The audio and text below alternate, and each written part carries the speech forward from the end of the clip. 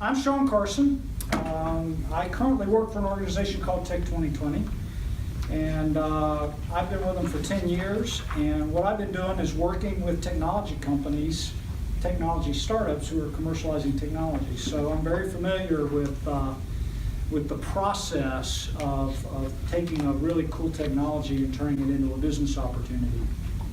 And it's a little different than a lot of the startup activity that we all hear about from San Francisco and other typical accelerator programs, because those timelines are pretty condensed by our standards, right? You can go from idea to prototype to revenues in months.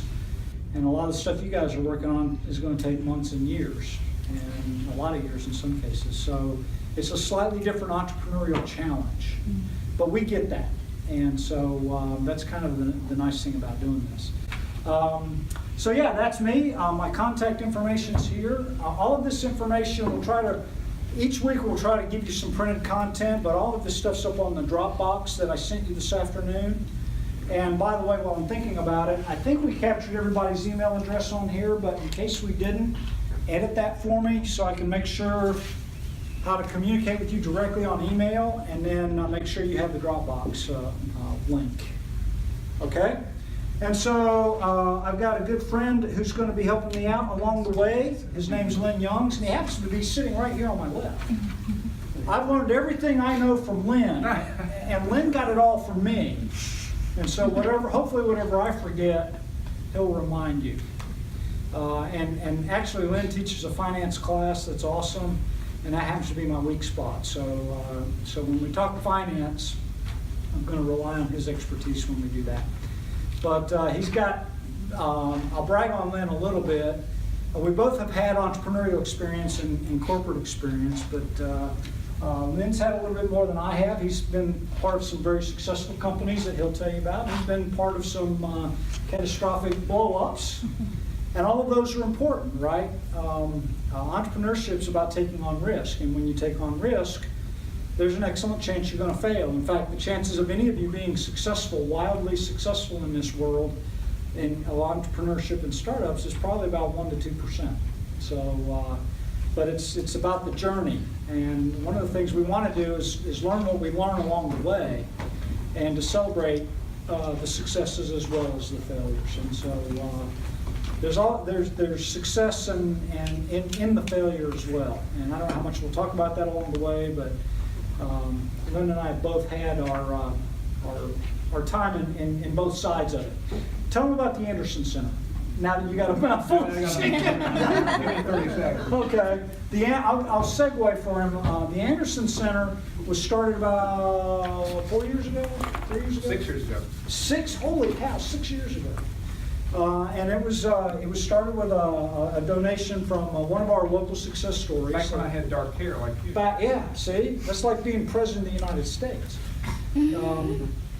And so it started out with a program, and Lynn's the executive director of that program, and it is basically the seat of the entrepreneurial activity here on campus. So they do a lot of work with the MBA schools, but it's more than just the business school. It's being the hub, the center of entrepreneurial activity on campus, and Lynn's done a great job in the last 2 or 3 years of trying to pull in engineering and science and some of the other disciplines. And with that, what else did I miss? So the way I describe the Anderson Center is that we really have 3 elements to our mission, and one of those is to develop the talent. So that's the teaching part of our mission, if you will. Another is to connect those who are within the university to those outside of the university. So that's not only networking and setting up with mentors, it's also, there's an economic development play to that. To put it simply, we'd love to develop the talent and get you connected so that when you start that business, you do so with the resources that you've come to know. And Sean would be an example, but lots and lots of other resources in the region to help you do what you do and be successful. And then third is that we do, again, part of our university mission is to do some research along the way to make sure that what we do to help you is really incorporating some of the best known, best learned techniques, but also develop some of our own that others might not. So we do that and try to be a campus-wide resource. So you won't find, even though we physically inhabit the Haslam College of Business building, we try to bring our weight to bear across campus. And so we are behind an entrepreneurship minor that's in place now on campus, which brings together both technical and non-technical students in the interest of starting companies. And we do lots of other things, business plan competitions. A couple of you are familiar with that. You've been in the Boyd Venture Challenge and actually won money, $20,000, I think. But we've awarded all total a little bit over $375,000 in business plan competitions as awards to help startup companies. So we like what we do. We're still kind of young ourselves. We say we're a startup helping startups. And you'll find that a lot of the personnel, the people resources that are associated with the center have a private sector background. So as Sean referred to as well. And so, you know, there are several of us that have actually been out there and done what we now try to help others know how to do. And I think that makes a big difference. Sure, makes for good stories during class. Okay, now if you haven't gotten to know Melissa already, this is Melissa, and she's the contact at UTRF. She's the one that gets stuff scheduled and sends out information and makes sure you sign all the documents you're supposed to sign and all of that. So we're your three contacts for the duration, and let's just dive in.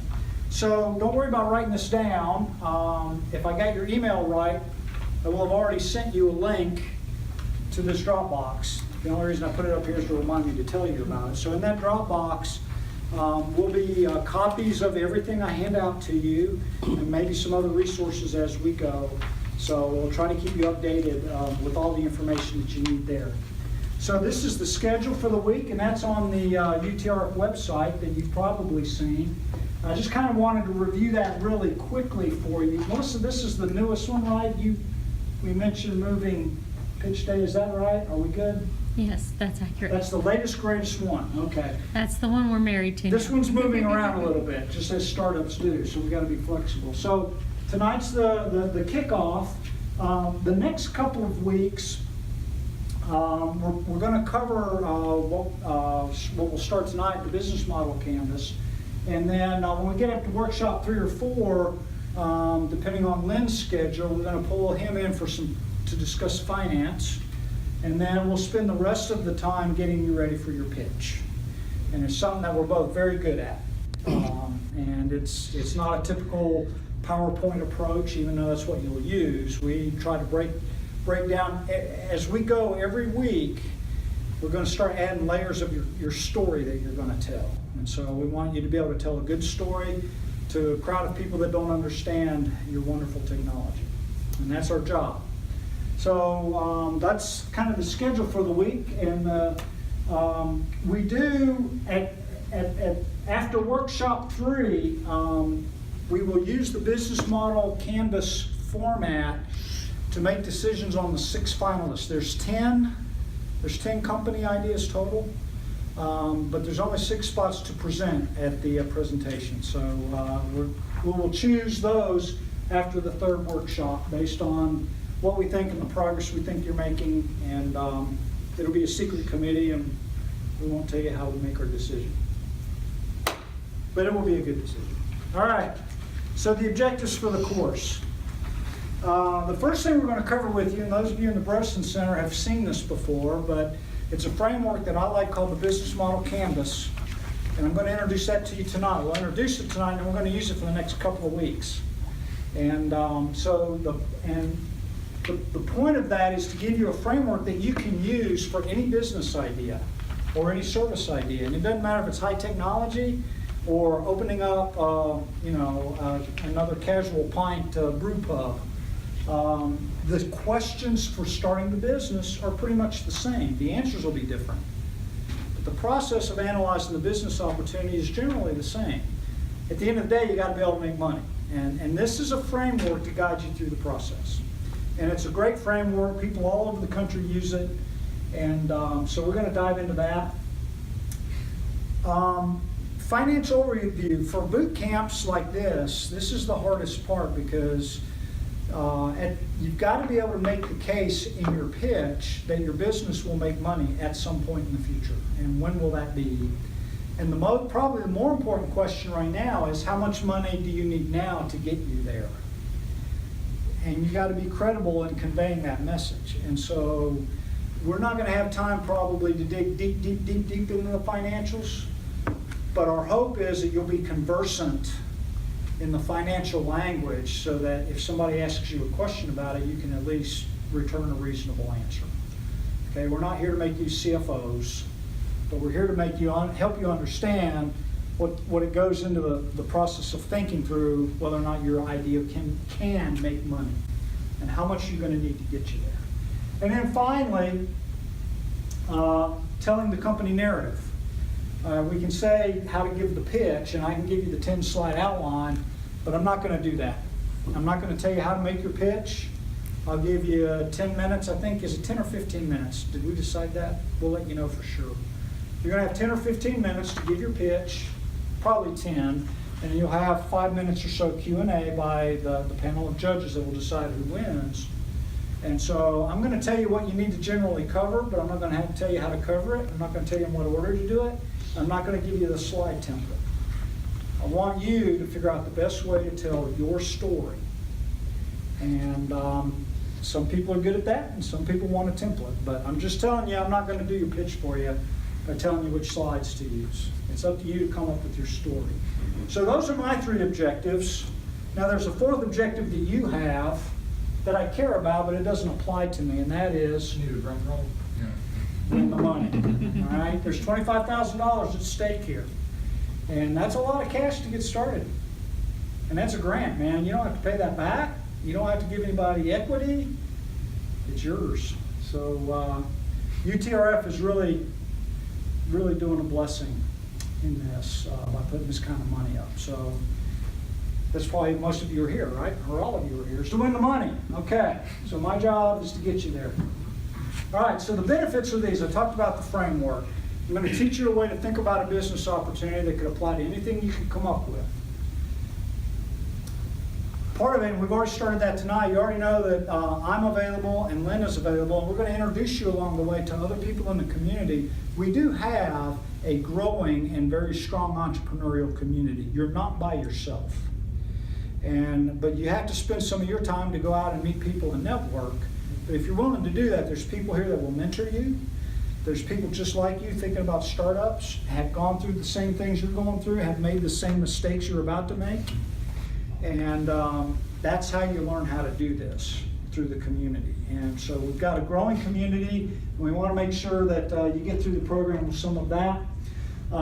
Understanding the commercialization process, and I'll touch on that some tonight, but it's not as simple as getting to a prototype and writing a paper and publishing it and I'm done. That's the science world, and that's okay, nothing wrong with that. But that doesn't make a product. We got to think what's beyond prototype or proof of concept in order to build a business around it. And then finally, transition thinking to product development. And I think I was having this conversation with you just a little while ago, right? If you guys leave this program with nothing else but the realization that there's something beyond just the science, then we've done our job. Because even if you stay in research for the rest of your life, knowing that's important. Because if you know that the product has to be commercialized to benefit society, I think it influences the research that you do and how far you take it. And we need more researchers who understand that this stuff needs to end up in a product at some point. So if we accomplish that, then I think we will have done a good job. You got anything to add to that? What else are they going to get out of this? Confidence. Confidence. That's right. I will tell you that the people that win these things, whether it's true or not, are the ones that can go up there and tell a really good story with confidence and passion. So, And one thing I'll add to that, and we were having a conversation briefly about this, is that as you put together a look at the future, of necessity it involves lots and lots of guessing. And we want you to be the best guesser. And being the best guesser includes confidence. so that whomever you talk to about your business, your product, your technology, is you've had to make guesses, but your guesses will be more or better informed than anyone else's. And so it's all guessing, but be the best guesser. Be the best guesser. And have confidence that guessing, especially in new technology, it's the best guesser that wins. It's not, and that's part of the bridge, I think, that we try to take you through between science and business, is that the commercialization is not based upon proofs that you can, do in the lab and repeat. It's based upon guessing and hypothesizing and pivoting and all that. But underlying it all is you got to be the best guesser, and we want to help you do that. Okay, on a weekly basis, this is what you can expect to see. Starting next week, I like to start out every class with a 2-minute pitch, and we're going to time it. All right, so I'm not going to give you 2 minutes and let you go on for 5 or 10 or 15. There's a lot of us here, and so what we want you to do, every week I'm going to give you some things to think about, some things to walk through, and what I want in the next week is 2 minutes of what you've learned about your business idea based on what we've talked about in the last week. We're going to have some mentor time available for you, and so this is how you start developing your story from the very beginning. We'll talk about something, we'll apply it over the week, and then we'll talk about it at the next week. All right, we're going to bring guests in from week to week. We haven't got all those lined up yet, but you heard about Jim Biggs and the Knoxville Entrepreneur Center. We're going to have them come in at some point for a few minutes.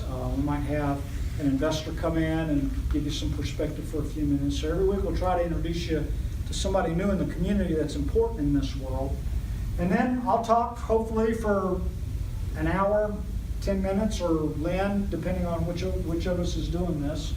And then we'll share with you the application for the week. And then what we're going to try to do, now we've got 10 companies, is we're going to line up somebody to spend an hour with you every week, one-on-one, to reinforce what we've talked about, but also make sure you're not in a ditch and that you're thinking about the right things. Okay, now Lynn and I are going to split up some of that, but it won't be us for all of you. So we had to, first of all, see how many were going to be here.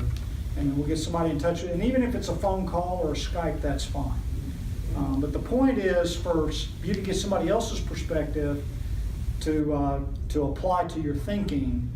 And then when pitch time comes, you're going to want to practice for as many different people as you can find. And those people are going to be important to you for that as well. And everybody that would be on our list have seen hundreds of pitches. So you'll have good help.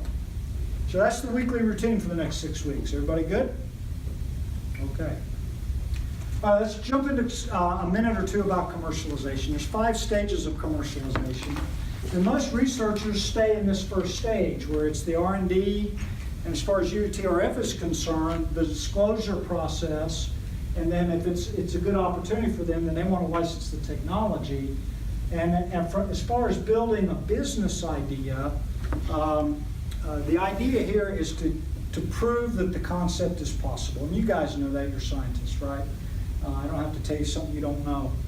And my animations didn't come out right. What that says next is the business plan stage and securing the funding it takes to get started. You gotta, in order to move outside your nice university experience, whether you're a grad student or not, it takes money. All right, and it takes money to live, and that's some of the hardest money to find, that seed funding. $25,000 is great, but if you need $200,000 to get to a prototype, and you can't live very long on $25,000. So that's part of the planning process, is how much do I need to get to the point where I can sell something. All right, now once a prototype works, that's great, so you've made one of them. Or you've made 10 of them. Can you make 100 of them? Can you make 1,000 of them? Can it be manufactured using manufacturing machinery? You got to have a bunch of people in a room soldering and doing machine tools, customized work, and that kind of thing. So developing the product, even after you know the technology will work, is a pretty big stage. And that's where it usually takes, instead of $200,000, millions to ramp up manufacturing to be able to deliver the product and ship it and sell it and build the business around that part of the process. And so you get to the point where you can launch the product, and then you're a company for real. You're hiring people.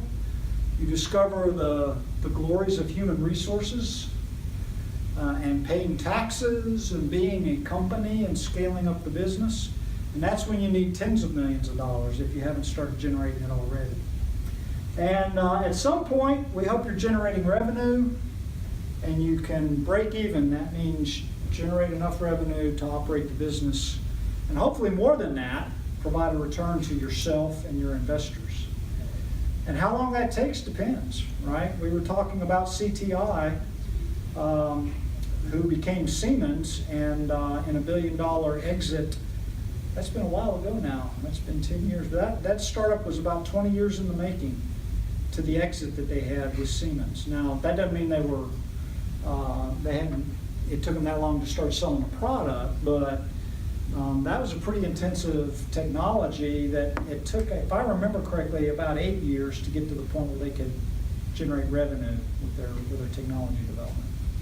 They had to find a way to survive 8 years.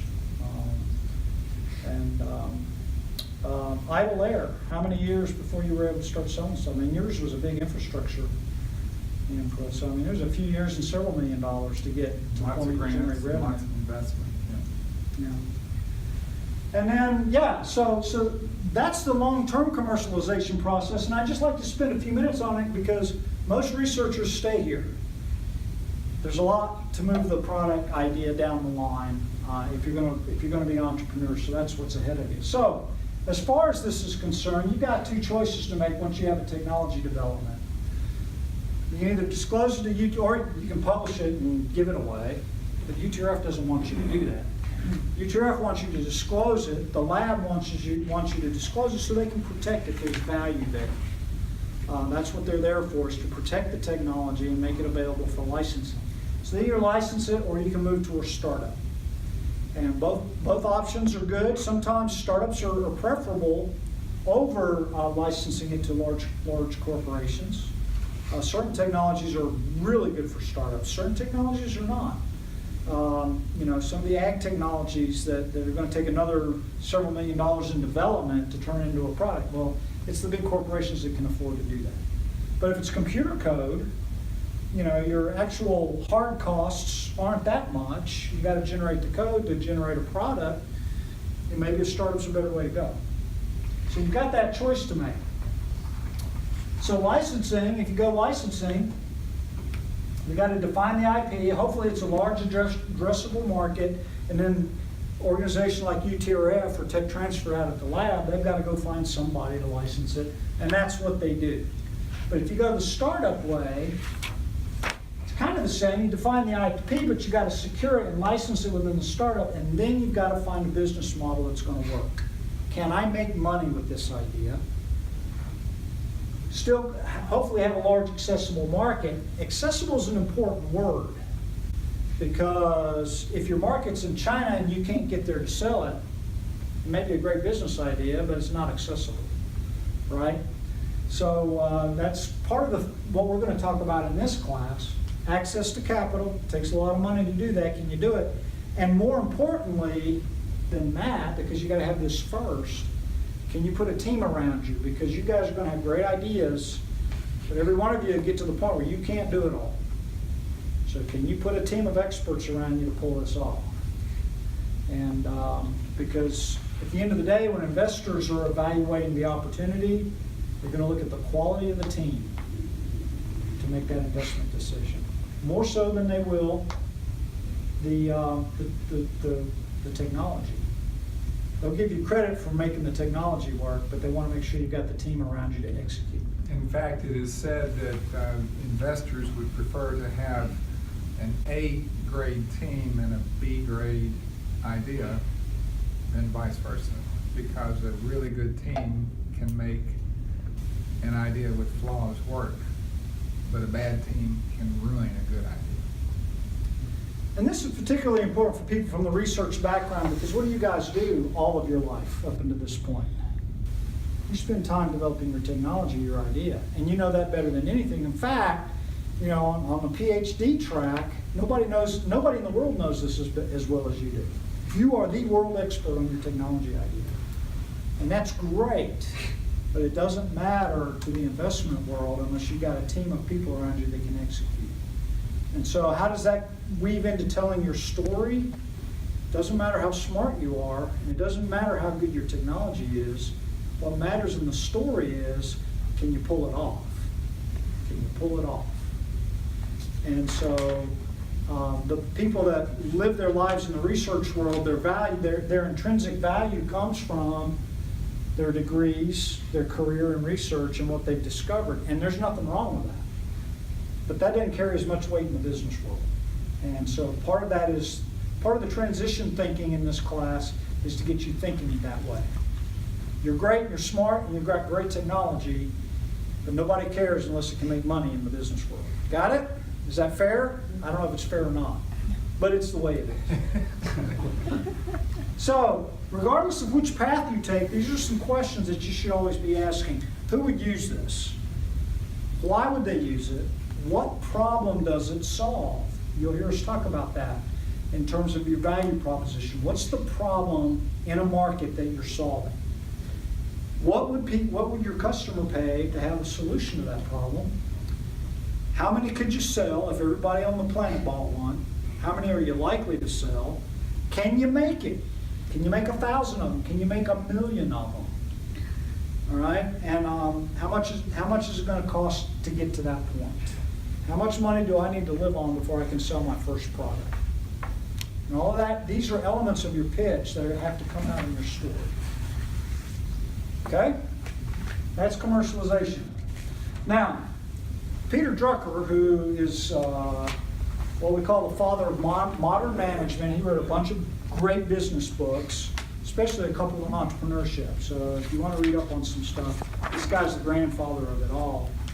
And he says in a very simple statement, the purpose of the business is to have a customer, period. No business, no customer, no business. No customer, no market, no business. No business, no revenue. I think that's the way the equation works. So that's true. So introducing this idea of the customer, back to the question earlier, who's going to buy this thing and why would they buy it? What problem of theirs am I solving? You know the problem you're solving.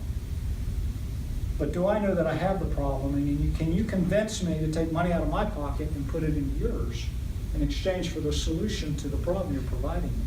There's been a lot of great technologies that solve problems that were either too expensive or it wasn't a big enough problem that, there weren't enough people in the world that cared about it. So, who is it? The guy that used to be over our company, Kevin Kragenbrink, said, great technology in a space shuttle door, but you only sold 6 of those ever. So there's not a big, huge market for space shuttle doors, even though you got to have great technology, right? So that's more of a project than a business. Okay, so what is a business model? I've got a few different definitions based on some experts out there, and these are different ways to think about what the business model is. Steve Blank is the big name in the industry right now. He didn't invent this, but he certainly capitalized on it. He wrote a really good book called The Startup Owner's Manual, and this is his definition. The business model describes the rationale of how an organization creates, delivers, and captures value. So as researchers, we're all in that create world. All right? But what we've got to figure out is how we're going to deliver and then capture the value. That means get money for it. Creating value is one thing, but if you don't capture that value and return it back to your efforts, then it's not a business, right? So that's one really good definition. Another really good book called Getting to Plan B. It's a really short book. You can read it in about an hour and a half by Randy Komisar. It's a little better on the financial side of things than they take more of a financial perspective than Steve Blank does. And this is their definition. It's cash flowing through your business that determines whether or not you run out or whether or not you deliver a return to your investors.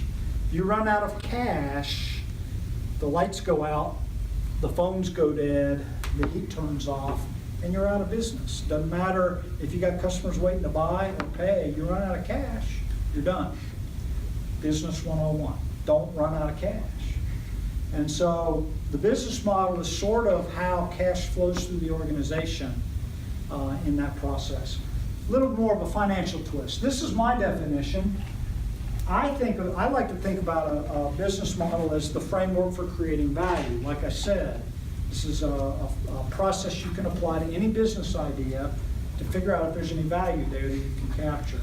But the bottom line is, how are you going to make money? How are you going to make money? And in the academic world, nobody cares about that. But in the rest of the world, they do. So start thinking this way. How much is it going to cost, and how are you going to make money at the end of the day for this business idea? Okay, what's the problem you're trying to solve? Now, I like to think of the business model process as a back-of-the-napkin approach. Back in the day, when Lynn and I were going through, it was all about business plans. Do a business plan. And there are these templates, and people would do 50-page business plans with all this analysis and everything that makes a really good business plan look really, really good. But the problem is, for a startup, a business plan is a snapshot of the business in that moment. Because what happens tomorrow? Something changes and the business plan changes. I like a more flexible approach, something that can change 1,000 times if need be. And that's what the business model approach is like. It's a back-of-the-napkin approach. It's something you could sketch out on a whiteboard in 5 or 10 minutes. And then when something changes tomorrow, that's fine. Change it and see what else changes. So think about this business model as a discovery process as we go through the next 6 weeks of whether or not your business can make money. It's a process. It's not something you do and stop. You're constantly revising your business model as you get new information, as you learn more about your product development, and as you learn more about your customers. So there's 5 key areas of the business that we're going to talk about. The first thing is your product. What are you offering me? What are you offering me, your customer? Okay, and then we're going to distill that into what we call a value proposition. But like we said earlier, like Drucker said, in order to have a business, you got to have customers. So where are your customers? Who are they? What do they look like? Where do they live? How do they spend money? Tell me all you can about who's going to buy this and why. You've got to have an infrastructure in place to be able to make and deliver this. Okay, you make one of these things in your lab with government funding, that's great. But you got to make 1,000 of them to sell. So how are you going to do that, and how are you going to deliver it? Are you going to do all that, or are you going to hire people to do that for you? What does that look like? And there's a lot involved with it. So underneath that then, you have your financial realm. You got to be able to spend the money to make the product to generate the revenue, and hopefully that revenue exceeds your costs and you can make that profit at some point in the future. And one thing that the Steve Blank stuff doesn't touch on much, but I like to spend some time on then, is the funding model. Where's the cash going to come from until you start making the revenue? Because every one of you, if you're going to build a business with your idea, have to spend money before you can make it. And it's going to come from a lot of places, and you got to have a plan for that. Hopefully one of you will start with $25,000. But the rest of you are going to have to figure out something else. So if we break that down a little bit more, what I've given you guys 2 hard copies of the business model canvas template. Okay, you're free to use these. I put the PDF in the Dropbox. You can make copies if you want. There's online versions of this. I don't care what you use.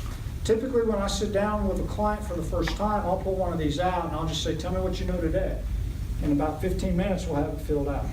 At least what we know today. Now tomorrow, again, it changes. But this is what it looks like, and you'll have copies of that.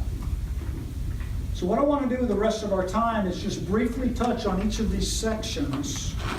And next week, we're going to get started on value proposition and customer segments. Okay?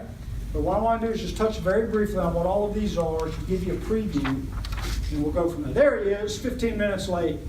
Sorry. We knew you were coming. Never apologize. Just in time for I'm the not quiz. sorry. Yeah. Just in time for the quiz. Just in time for the question. Take out a clean sheet of paper. Okay, so it's a framework for creating value. We're going to talk a lot next week about value proposition. all right? And it starts with that. What is it that I'm gonna make that other people are gonna find attractive and give me money for? Okay? And on the customer side, and I'm gonna go through each one of these individually, but you've gotta find a way to sell to the customer, you've gotta find a way to support it, you gotta find a way to get, basically, you gotta find a way to get the product to the customer so you can sell what it is you have. You gotta be able to make what you're making through your infrastructure. We're gonna talk about key partnerships, key resources, and I call it core capability. The business model calls it key activities. And then that, of course, costs some money. So, and we'll talk about this in more detail when we talk about finances, but you've got direct costs, operational costs, and working capital. And nobody ever thinks about working capital, but that's the thing that makes you go bankrupt. And then when we get into the funding model, there's different sources for funding. So let's take a look at the value proposition first. Put succinctly, the value proposition are the reasons why your customer will buy a product or service in lieu of another solution. Now, if I've got a problem, I'm solving it the way I am today, but I may be looking for a better solution, but I may not, all right? And so you've got to understand that to me, there's got to be a value proposition for me to stop doing what I'm doing now and do what you're suggesting. Doesn't matter what the service is or the product idea. I'm doing something now, even if it's nothing. I'll give you a good example. TiVo, you remember TiVo? Is Steve TiVo still alive? TiVo was the first DVR type, big branded DVR type recording device, and it was a box, and it cost $300 or $400, and you had to plug it into your thing, and your cable and your TV and all would record it, and you could watch your TV programs later. There's a problem with that. And I love the technology, but I never bought one because it was $300 and I had to plug it in, and then I had to buy stuff from them. There wasn't a value proposition there. But when my cable box came out with DVR, I paid the $10 a month, and I love it. Same capability, different value proposition, all right? I'm willing to pay $10 a month, even though after several months I would have bought several TiVo boxes, but they figured out a way to give me a capability that I was willing to pay for, rather than going out and buying a box and plugging it into my TV. That's a value proposition difference there. Buy a piece of hardware or buy a service for $10 a month. I chose the $10 a month. So that was the option that I chose for. It's got to solve a problem or provide a delight. Apple products are all about providing customer delight. Are the products any better or worse than others? Well, it depends on who you ask. But if you're an Apple customer, you love being an Apple customer. So they're all about customer delight. But the thing that has to happen in the value proposition is that you got to cause a change in behavior. You got to cause me to stop doing what I'm doing today and do it your way and give you money for that. Okay, now, you got to have a customer. And some people say you got to have a customer first, but you guys are technology people, so you've already got your technology. So we'll start with value proposition.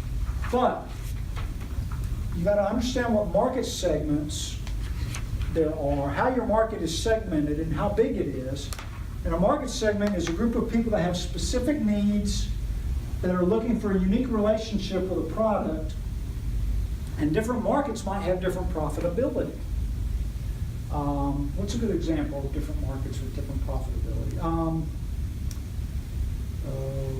Software versus grocery.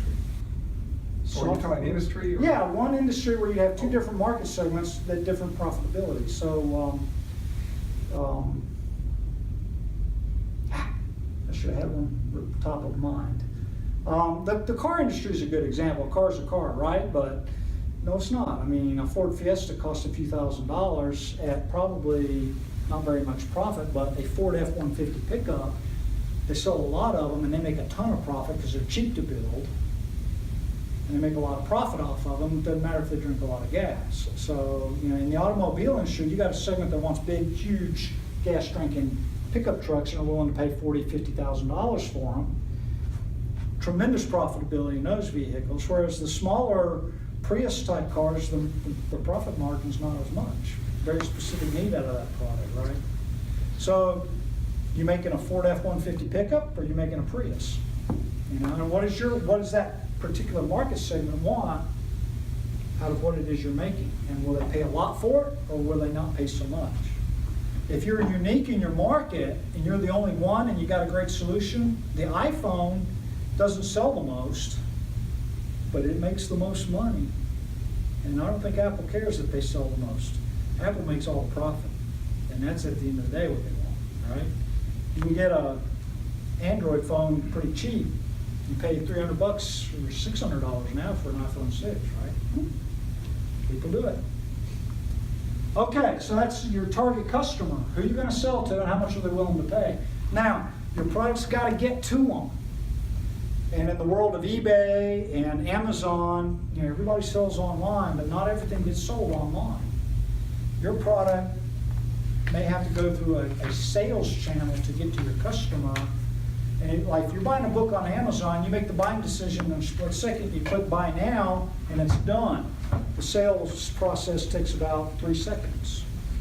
But if you're selling $1 million piece of software, it could take 24 months to get the customer to buy it, because it's very expensive and a lot of people get involved in the sales process. So for your target customer, how do they buy the products and how long does it take? Ford does not sell you a car, right? Who sells Ford cars? Sales guys. The dealerships. The dealerships are locally owned businesses. Ford does not own the dealerships. You can't buy a car from Ford. You can't go to a Ford factory and say, hey, I want to buy one of them F-150s. You got to go to a dealership. That's how it's done. And those dealerships are in what we call the supply chain. You buy it from them and you play by their rules. Ford, they don't touch the customer really, okay? So that's called a channel. How are you going to sell your product? How does your customer choose to buy it? So how does the product get to the customer? It could be direct, where you sell it directly, or it could be indirect, like the Ford dealerships. And you'll need to understand that about your business that you go. Okay, relationships. Now, once you've sold that product, does the customer go away? Sometimes they do. You never see them again, that's fine.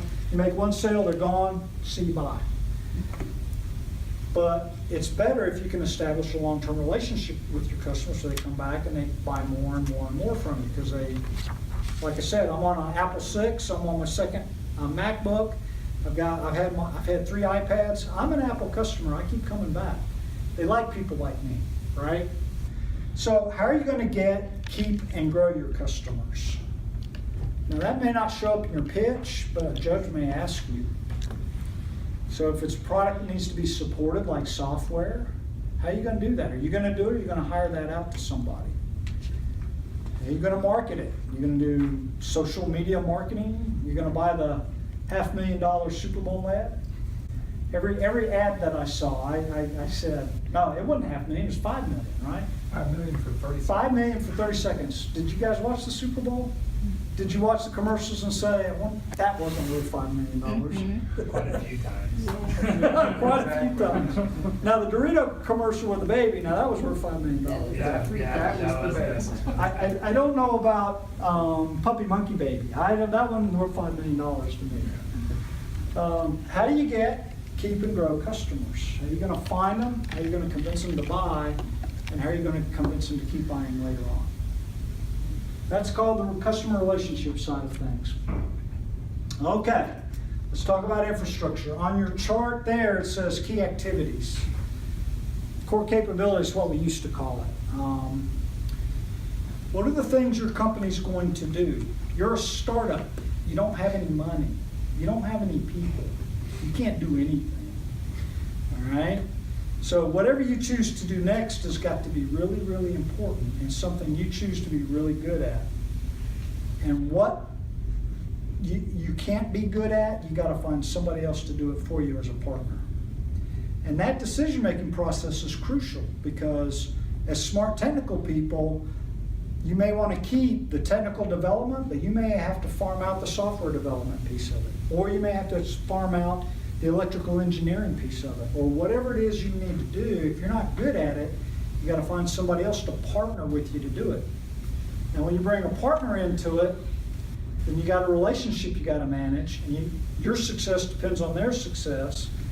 And all of a sudden, you're starting to manage relationships instead of doing technology. So that's part of the thing you got to think out. So you got to choose very carefully about what it is you're going to do, and what you choose to let somebody else do. I used to work, the company that bought my startup was Emerson Electric, and my company built great customer support relationships with our customers. That was one of our selling points. You buy our product, we're there.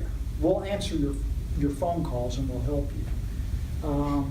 Emerson, though, when they bought us, they did not have a tradition of supporting their own products. They went through distribution partners who had the customer relationship. So my company, customer relationships were very, very valuable to us, but Emerson wasn't used to that, and they didn't see the value in investing in maintaining customer relationships. Why? Because they farmed that out to their distribution network. So that's a decision that they made a long time ago versus the decision that we made. And it was a very important decision. No right or wrong decision, but they all have ramifications. All right, so key resources. So there are things you got to do. What do you need? Do you need lab space? That's a problem around here. We don't have wet labs for startups. And so if you need wet labs, you can come talk to me and I'll say, well, there's some up in Johnson City. You might have to drive up there. No, really. Do you need production space? Do you need office space? You know, most of us have our offices in our briefcase now, but 10 years ago, you needed to be in a place where you had access to the internet and printers and telephone systems and all of that. What do you need? What kind of resources do you need in terms of human, physical, intellectual resources like IP, and then financial? What do you have available to work with now, and what's in the bank now, and what's not in the bank? So what are the key resources that you need? And then finally, key partnerships. These are the people you're going to bring on board who do the things you choose not to do. There's advantages and disadvantages that we'll talk about later. Okay? So altogether, this axis, we call that the value chain. And that's some business speak. You'll hear us talk about supply chain. We'll talk about that a little later. But you talk about the value chain. Value gets created and dispensed through an organization through a complex process called the value chain. And so there's a value chain within your organization. There's a value chain within your industry, because you may supply another company that supplies another company that supplies another company. If you're making connectors that are used in car batteries, then the car battery goes to the company that makes the car batteries, and then the company that makes the cars buys the car batteries. And that value chain gets fairly long and complex. Where do you fit in that? You need to know. So we call that the value chain altogether, and all of these things are interrelated.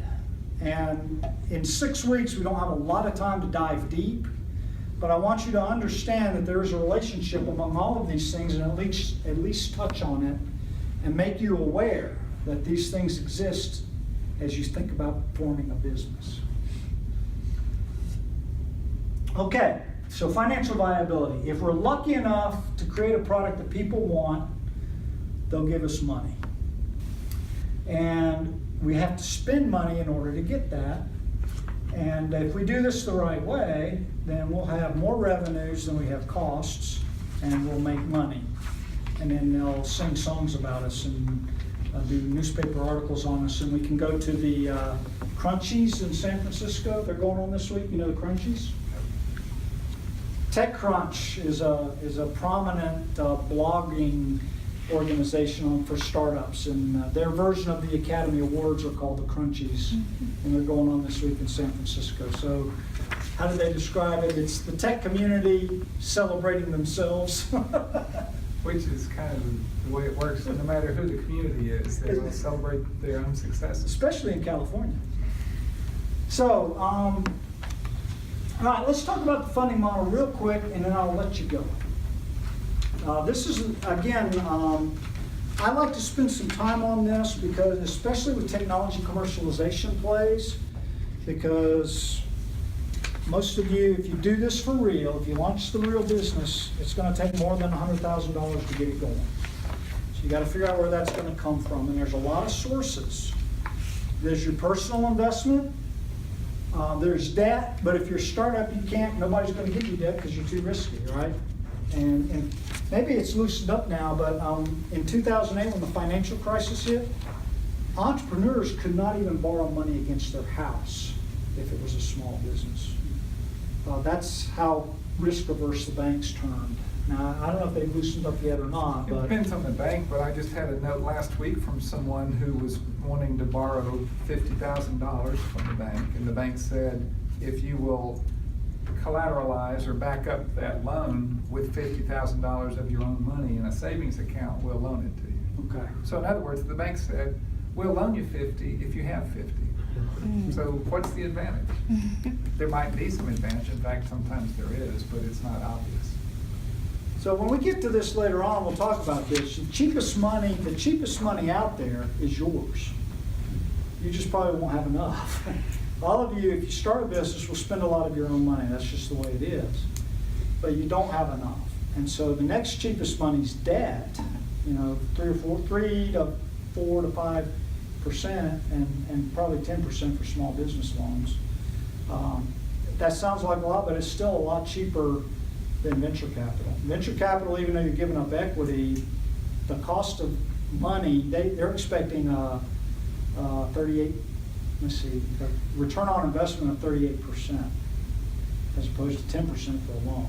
So, their expectations are huge. To put it more concisely, they expect a 10 times return in 5 to 7 years. So they've got huge expectations, and despite the fact that they take on some of your risk, venture capitalists are as risk averse as anybody else. They don't want to lose their money. So there's equity, and equity is, we'll talk about this too, but equity is something you can use to pay people. It's an instrument of value, and that can generate cash and attract people to your team. All the billionaires in Texas and all the Microsoft millionaires, they all worked for equity back in the day when nobody had any money, and now they're hundreds of millionaires out of Microsoft. Fortunately for you guys, and we'll talk a little bit about this, is that the federal government wants you to commercialize your technology, and they have a program called the Small Business Innovation Research Grants, SBIRs.